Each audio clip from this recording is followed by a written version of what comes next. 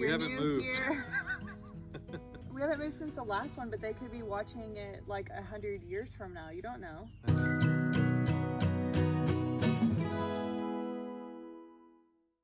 So welcome back to our channel. We're so happy that you're here. If you haven't met us yet, my name is Natalie and this is Jacob, and we are... That's Hugen. This is Hugen, our German Shepherd.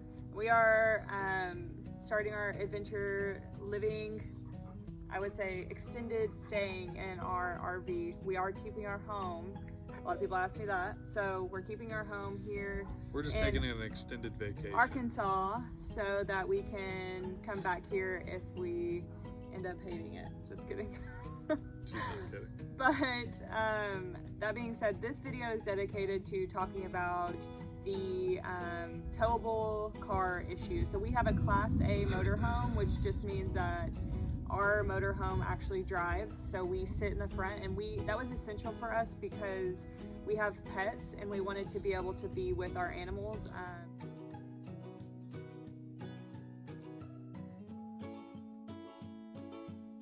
And not have them in a separate camper in the back.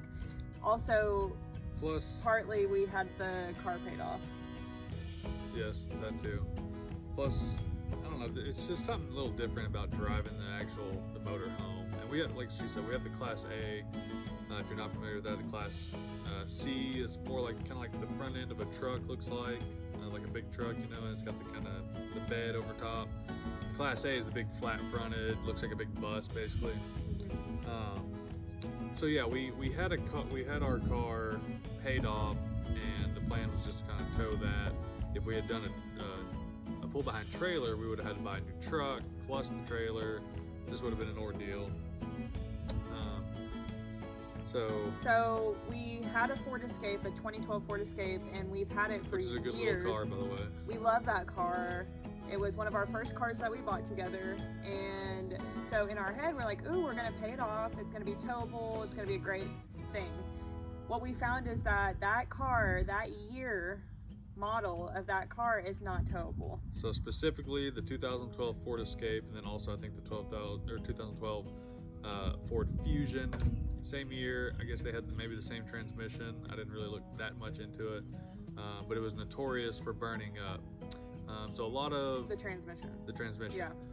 So a lot of dinghy towing vehicles, which is what it's called, when you tow your car behind your motorhome. There's very few that actually the transmission is built and designed to be towed. They're meant to be run. So you can go through a process of hooking up a pump to the transmission to pump fluid through it while you're towing it. Too much of a hassle for me. I didn't want to get into all that mess. I mean, we're not mechanics, we're just normal people. You know, like, he's a construction, he used to work in I could have worked it out, but I didn't want to, basically. Right, so what we found what Jacob found with a lot of research is that Jeeps are the most like towable vehicle that you could ever get. There's other options too, obviously, but what's the Motor Coach Family Association or something like that? That's probably way off, actually. I'll look it up and put it in the description or something. Every year they put out the top dinghy towing vehicles of the year, and Jeeps obviously are a recreational vehicle. They're great to tow, but they put out everything else, and if you look back at those, you can kind of see the list gets shorter and shorter and shorter and shorter, and then like some brands or some makes don't even have vehicles that are towable anymore. So it's just long story short, we decided that we were going to start looking. Long story short is I was going to buy a 2005 Saturn Vue, and she wouldn't let me. No, I wouldn't let him. Why would I let you? That's stupid. He's like, I'm gonna go drive 100 million miles to go get it. Blah blah blah. It was like $2,000. Blah blah blah.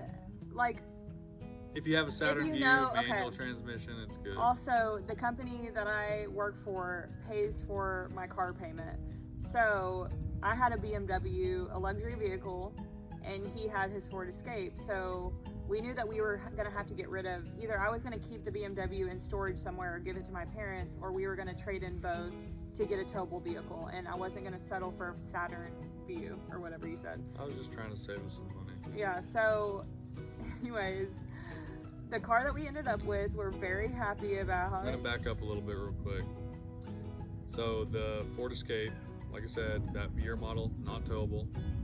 So the next option would have been a car trailer, because people are gonna ask about car this. hauler trailer, or a tow dolly, which is what you see like U-Haul does them. It's like a little two-wheel, looks like a little dolly, and you just pull the front tires up on of your car up onto it.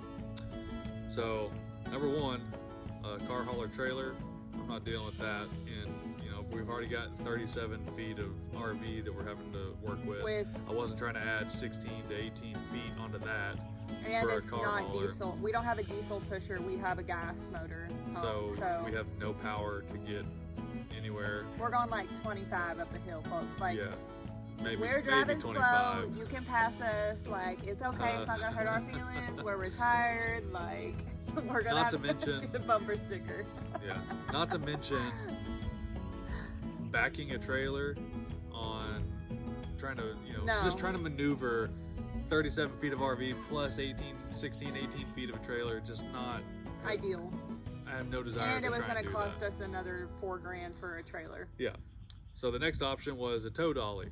Well, also with my Ford Escape that we had was an all-wheel drive. You can't tow dolly an all-wheel drive car.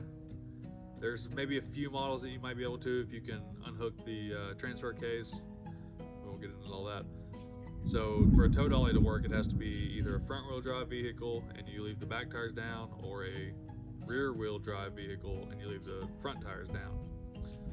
So I didn't have that option either. So because of the all-wheel drive. Not doing a car hauler and couldn't do a tow dolly. So we had to figure out was getting a vehicle that we could tow 4 down, which also, in my opinion, is probably the best way to do it. Obviously, we haven't done it yet. We can't even hook up the Jeep to it now. But I think that's the best option because you get where you're going and you just unhook. Yeah, you unhook your tow bar from either, you can either have a RV mount or a car mount one. Unhook it one way or the other, whichever it is, and you're ready to go. You just back your car off and drive away. So I think that personally, that appealed to me the most. It might end up being a little more expensive one way than the other, but I think just you have to have something that's like, for the sake of actually getting there and it being easy on us, I think that's the way to go. Time will tell. We haven't gotten there yet. We haven't done it yet, so if you have any ideas or like comments, just drop them in the comments below, because we're totally open to coaching and like open to ideas. We're 100% still sponges and still learning, and this whole thing may change in the future, so just bear with us. We're just sharing our story as we go. So we started looking online, all the things. Well, we reached out. My our sister-in-law actually is family with some her family is some of the local car dealers. Is that the right way to say it? Sure. Like, they own it. So they directed us into the right direction, and we hooked up with a local car dealer and found our new ride. So it's right over there. Yeah, we'll do a little walkthrough on the ride so you guys can see it, and we're super stoked. It's a soft top 2018 Jeep Wrangler Sport. JK Unlimited Sport S. And let me say this, Jacob's way happier with it than a Saturn, so I don't even know why we even talk about it. I'm pretty disappointed about not getting that Saturn View, but he talks about it every time we're in the car. He's like, man, I wish we could have had that Saturn View. I'll get over it. So it is a soft top. It is so easy to put the top down and enjoy. Even if you're not an RV person, oh my god, get a Jeep. It's so I've always wanted one ever since I was a kid, and I just never got around to getting one. I think it's everybody's dream car. Like, it's like, or like if you're an adventure type of person, or if you're like if you're an outdoorsy type, like to go hiking. And we're in Arkansas now, so like the weather's beautiful. It's literally 80 degrees, sunny, and we've been having such a fun time just in the Jeep without it being like I'm looking for excuses to drive now. So we got a good deal on it. payment, and my company will also pay for that. So we no longer have a car payment. So it's really nice. As far as towing though, We have to figure that out. We'll talk about that. well, later. no, I'm just saying the Jeep Wranglers specifically are far and away, by and large, the best tow vehicle. They are a recreational vehicle. They are meant to do these things. So there's a lot of options. If you don't like that kind of vehicle, there's a lot of options otherwise. And like I said, I'll post the link to that, the tow guide or whatever. But yeah, I mean, Jeeps are like the way to go, I feel like. So Definitely. So that's our experience with our car situation. If you guys have any questions, leave a comment below. We'd be happy to answer. If you'd like to follow us in our journey on Instagram, we'd be happy to talk to you, to chat with you, and connect with you. You can follow me on Instagram at natjane.rn. and I am Currently at wayward.waymac.